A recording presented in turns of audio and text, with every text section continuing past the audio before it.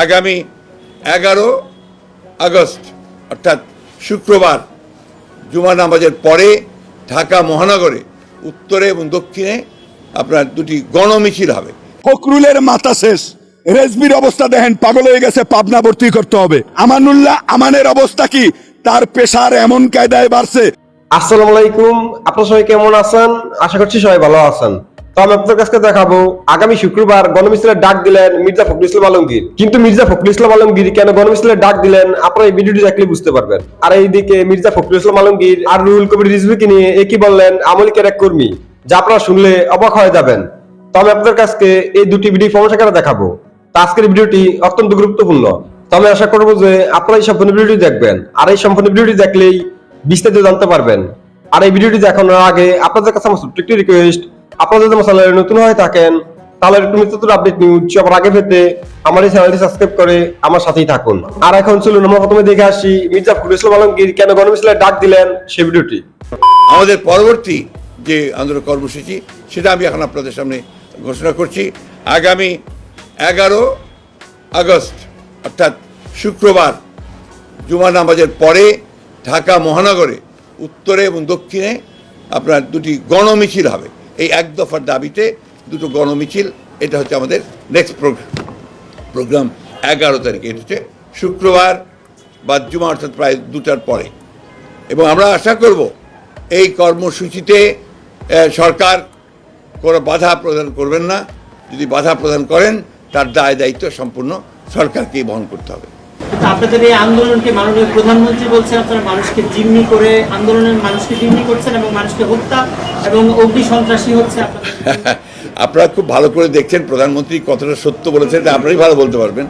গত কয়েক বছরে আপনারা আমাদের আন্দোলনটা দেখেছেন, সম্পূর্ণ শান্তিপূর্ণ আন্দোলন, এবং আমরা কোনো রকমের সচেতনভাবে আমরা কোনো রকমের সহিংসতার তা এড়িয়ে চলার চেষ্টা করেছি। কিন্তু আওয়ামী লীগ উদ্দেশ্যমূলকভাবে শান্তি সমাবেশের নামে প্রত্যেকটি প্রোগ্রামেই তারা আমাদের বাধা দিয়েছে, এবং তার গণতন্ত্রের যে ন্যূনতম যে আপনার যেটাকে আমরা বলি নর্মস, সেই নর্মসকে ঠিক আমরা যেদিন দিয়েছি সেদিন তারা প্রোগ্রাম দিয়েছে। আমরা শিফট করেছি, আবার তারা শিফট করে দিকে নিয়ে গেছে। কতটা ভিন্ডিকটিভ হলে, কতটা ভয় পেলে তারা এই ধরনের কাজ করতে পারে। আসলে আওয়ামী লীগ অত্যন্ত ভীত সন্ত্রস্ত, যে যদি সত্যিকার অর্থেই মানুষের গণতান্ত্রিক অধিকারটা যদি প্রতিষ্ঠা হয়ে যায় তাহলে এরা নিশ্চিন্ন হয়ে যাবে, এবং গণতন্ত্রের স্বার্থে, দেশের স্বার্থে, সার্বভৌমত্বের স্বার্থে আওয়ামী লীগকে প্রতিহত করা এটা এখন জাতীয় দাবিতে পরিণত হয়েছে। আওয়ামী লীগের এই ফ্যাসিস্ট আওয়ামী লীগ যদি ক্ষমতায় থাকে এবং আসন্ন নির্বাচনে যেভাবে তারা আবার পার হওয়ার চেষ্টা করছে, তাহলে এই দেশের অস্তিত্ব বিপন্ন হয়ে পড়বে।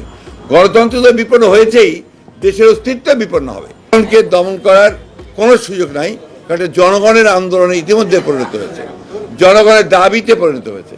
সুতরাং এই আন্দোলন আমরা মনে করি যে জনগণের আন্দোলন, এটার বিজয় অবশ্যম্ভাবী। বিচার বিভাগের সুযোগ নিয়ে তাদের উপরে তাদেরকে ব্যবহার করে এক্সট্রা আপনার বিভিন্ন রকম মামলা মোকদ্দমা তাদেরকে আপনার ফেলে তারা সাজা দিচ্ছে, যে সাজাগুলো ইতিমধ্যেই আমি আপনাদের সামনে বলেছি যে ভয়াবহভাবে রাজনৈতিকভাবে তারা বিচার বিভাগকে ব্যবহার করছে, এবং আমাদের অনেক নেতাকে তারা ইতিমধ্যে সাজা দিয়েছে। এবং সবচেয়ে বড় হচ্ছে দেশনেত্রী বেগম খালেদা জিয়া, যিনি এই দেশের গণতান্ত্রিক আন্দোলনের একজন প্রবাদ প্রতিম একজন ব্যক্তিত্ব, সেই নেত্রীকে তারা অন্যায়ভাবে সাজা দিয়ে তাকে গৃহবন্দী করে রেখেছে। একটা মাত্র কারণ হচ্ছে যে আওয়ামী লীগ জানে যে যদি দেশে একটা সুষ্ঠু অবাধ নির্বাচন হয়, যেখানে আপনার বিরোধী দল অংশ নিতে পারে, জনগণ ভোট দিতে পারে, তাহলে তারা সেখানে নিশ্চিহ্ন হয়ে যাবে। তো সেই কারণেই আজকে সমস্ত অস্ত্র তারা তৈরি করছে, সমস্ত অবস্থা তারা তৈরি করছে, যে অবস্থার মধ্য দিয়ে জনগণ যেন ভোট দিতে না পারে।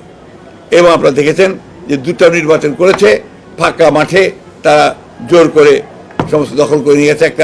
একটা করেছে 154 জনকে নির্বাচিত করে বিনা প্রতিদ্বন্দ্বিতায় ঘোষণা করে, আর একটা করছে আগের রাত্রেই ভোট করে।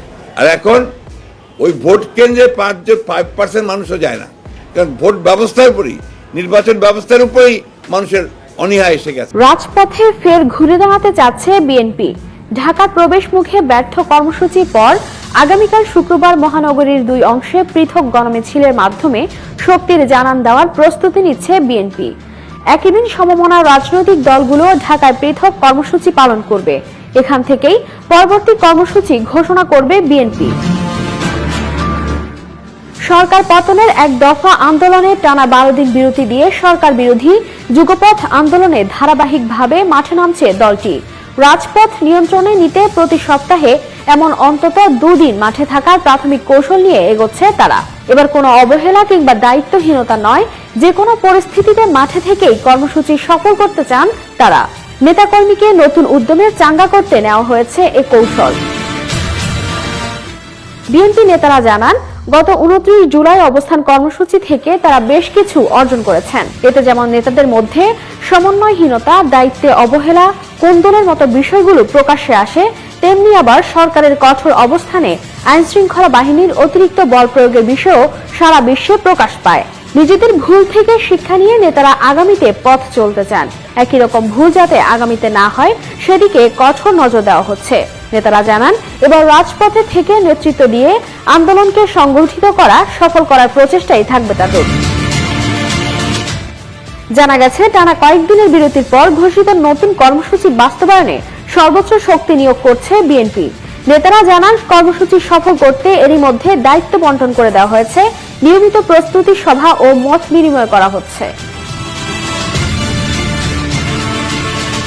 ফখরুলের মাথা শেষ, রেজবির অবস্থা দেখেন, পাগল হয়ে গেছে, পাবনা ভর্তি করতে হবে। আমানুল্লাহ আমানের অবস্থা কি?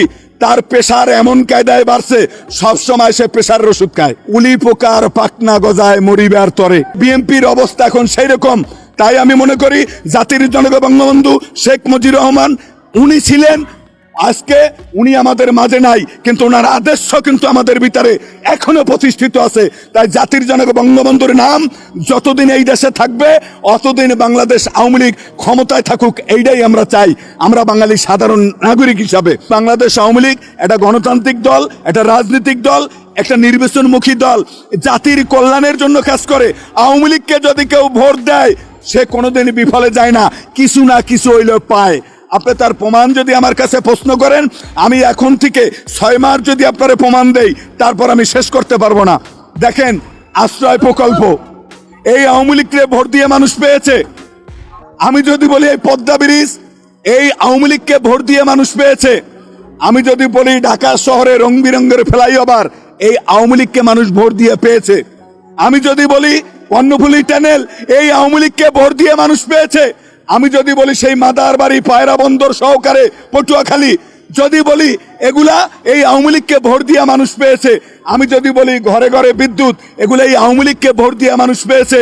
আমি যদি বলি আজকে স্যাটেলাইট, আগে আপনারা ভাড়ায় চালাইতেন টিভি, আর এখন কিন্তু আপনার স্যাটেলাইট আপনারা ব্যবহার করেন, আপনার দেশের টাকা আপনার দেশে থাকে, এই দেশের কল্যাণে উন্নয়নের কাজে লাগে। এটা কিন্তু আওয়ামী লীগকে ভোট দিয়া বাংলার জনগণ পেয়েছে আওয়ামী লীগের মাধ্যমে।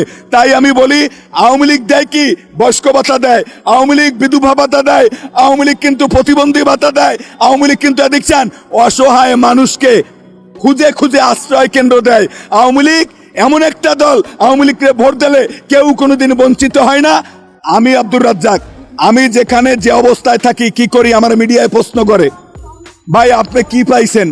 আপনি এমন কড়া কড়া বক্তব্য দেন, আপনার শিবিরে টুকরা টুকরা করবে। আমি আপনাকে একটা কথা বলি, মুসলমান একবার মরে বারবার মরে না। এটা কিন্তু আমার জাতির জনক বঙ্গবন্ধু শেখ মুজিবুর রহমানের কথা।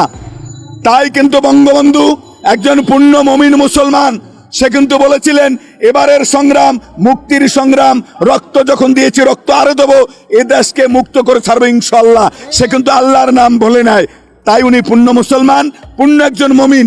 তাই আমি ওনার ওই দলটাকে ভালোবাসি, এইটার নামই হইল আওয়ামী লীগ। তা আপনি চিন্তা করেন, আমরা কিন্তু কোনো ক্যান্টনমেন্টের পিছন থেকে আমাদের জন্ম হয় নাই, আমাদেরকে কিন্তু কোনো বিদেশি প্রভু আমাদেরকে ক্ষমতায় বসায় নাই। আমরা জনগণের ভোটে নিরপেক্ষ নির্বাচনে মাননীয় প্রধানমন্ত্রী জননেত্রী শেখ হাসিনা বারবার ক্ষমতায় এসেছে। তাই 3 বারের প্রধানমন্ত্রী সফল। আপনি দেখবেন আয়লা গেছে, নার্গিস গেছে, সিডর গেছে, করোনা গেছে, অন্য কোনো সরকার হইলে ছেলে মেয়ে বাল বাচ্চা লইয়া শ্রীলঙ্কার মতো পলাই যাইত। এর নাম মাননীয় প্রধানমন্ত্রী সফলতার মাধ্যমে আল্লাহ রশিল রহমতে উনি কিন্তু সাহসের নেতৃত্বে আজকে বাঙালি এক বেলা না খেয়ে মারা গেছে এরকম কোনো ইতিহাস নাই। তো আমি আশা করছি যে আপনারা সবাই ভিডিওটি দেখেছেন। আপনাদের যদি বিষয়টি নিয়ে কোনো মতামত থাকে আমাকে অবশ্যই কমেন্টে জানাবেন। আর আপনারা যদি আমার চ্যানেলে নতুন হয়ে থাকেন তাহলে আমার এই চ্যানেলটি সাবস্ক্রাইব করে আমার সাথেই থাকুন। তো দেখা হচ্ছে পরবর্তী ভিডিওতে। সে পর্যন্ত সবাই ভালো থাকবেন, সুস্থ থাকবেন। আল্লাহ হাফেজ।